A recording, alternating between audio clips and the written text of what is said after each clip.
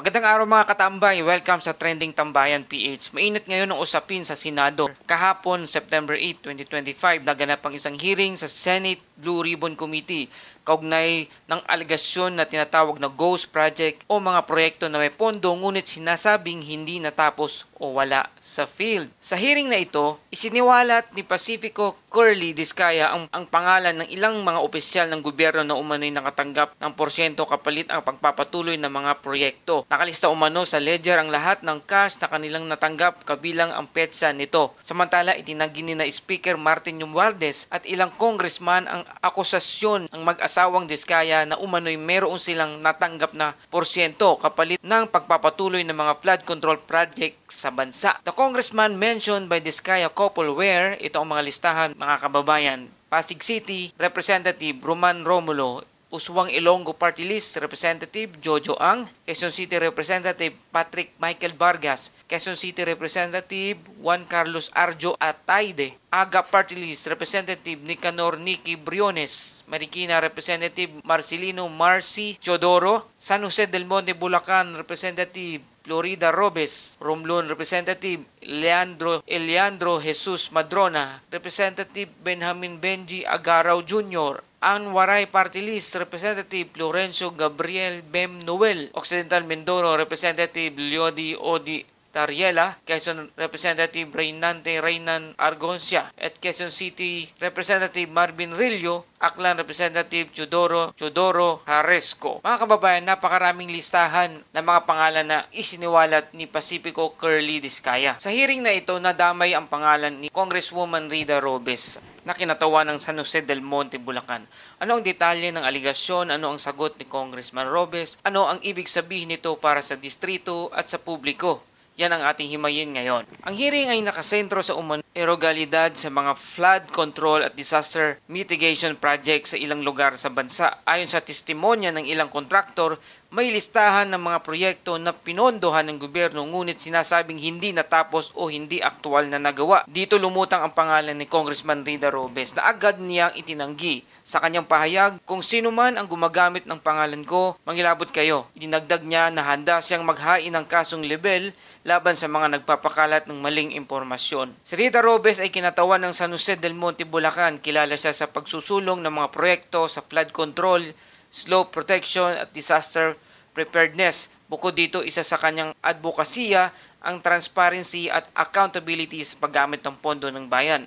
Ayon sa kanya, malinaw ang government fund project at nakalista sa official records at ang kanyang mandato ay nakatutok sa pagpapabuti ng infrastruktura sa distrito lalo na sa mga lugar ng prone sa baha. Ngayon, tingnan natin ang mga datos mula sa sumbong sa Pangulo.ph na naglalaman ng listahan ng government-funded project sa San Jose del Monte mula 2022 hanggang 2025. Number 1 sa listahan, ang Barangay Francisco Homes, Giho, Yakal Flood Control Structure na umaabot ng 48.2 million which completion date February 12, 2025.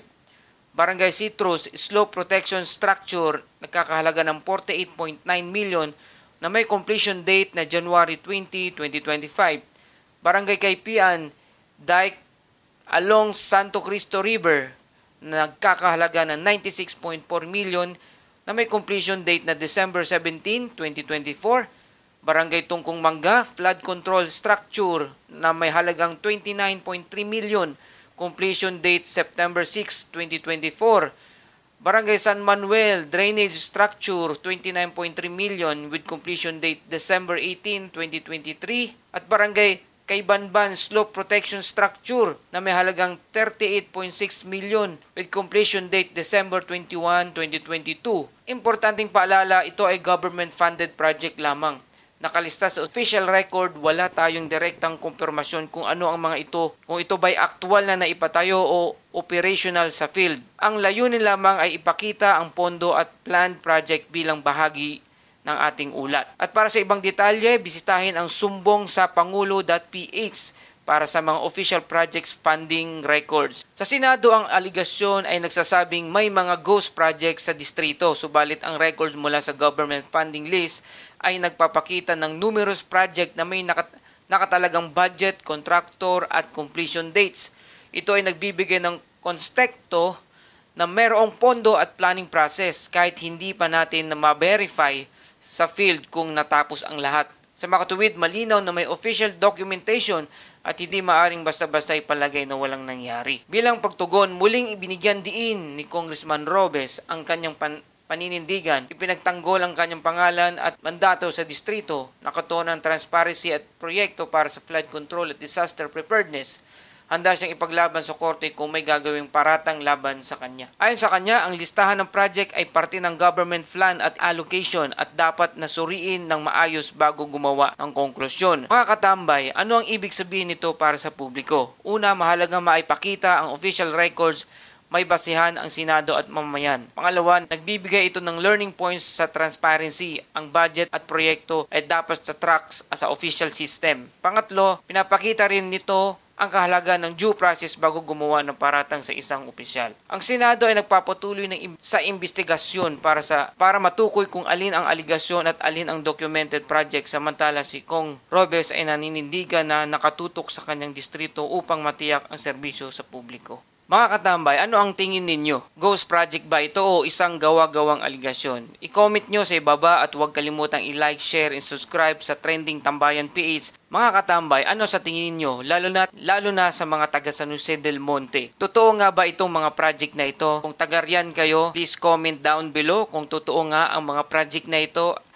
At existing nga ba ang mga project na ito sa bawat barangay na nabanggit na nakalista dito sa listahan ng sumbong sa Pangulo.ph. Mga kababayan, ang hamon ko sa inyo, maging mapagmatsyag tayo sa lahat ng kilos ngayon ng bawat namumuno sa ating lugar. Kung tunay ito, maganda. Kung ito man ay ginamit para sa pansarili or korupsyon, hindi dapat ito magtatagumpay. Para sa mga reaksyon, please comment down below at pag-usapan natin, talakayan natin kung totoo nga, kung tunay nga ang mga project na ito. Ghost project ba ito o gawa-gawa lang sa listahan? Hanggang sa susunod na episodes. Sorry po. 16, paulit-ulit kaming ginamit ng mga nasa pwesto sa sistemang ito.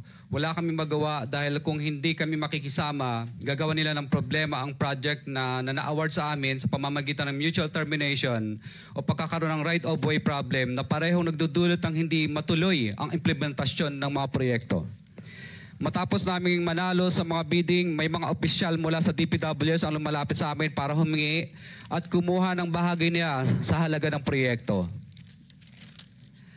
Ang hinihingi nilang porsyento ay hindi bababa sa 10% at umaabot pa sa 25% na naging kondisyon upang hindi maipit ang implementasyon ng kontrata. Ito ay binibigay namin sa kanila ng cash. Ang bawat transaksyon ay may karampatang voucher at ledger na nagsasaad ng mga araw at kung kailan nila ito natanggap.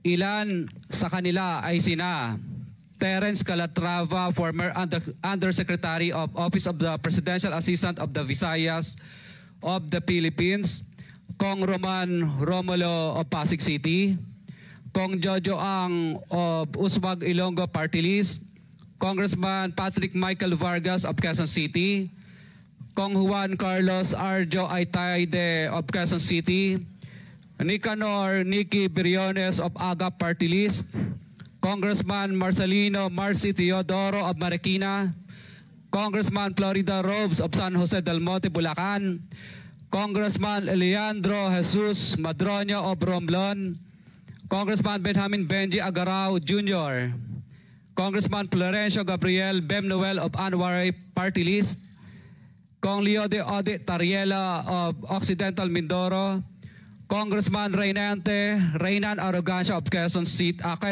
Province, Kong Marvin Rillo of Quezon City, Kong Teodoro Haresco of Aklan, Kong Antonieta Yudela of Sambuanga Sibugay, Kong Dean Asisio of Caloocan, Kong Marivic Pilar of Quezon City.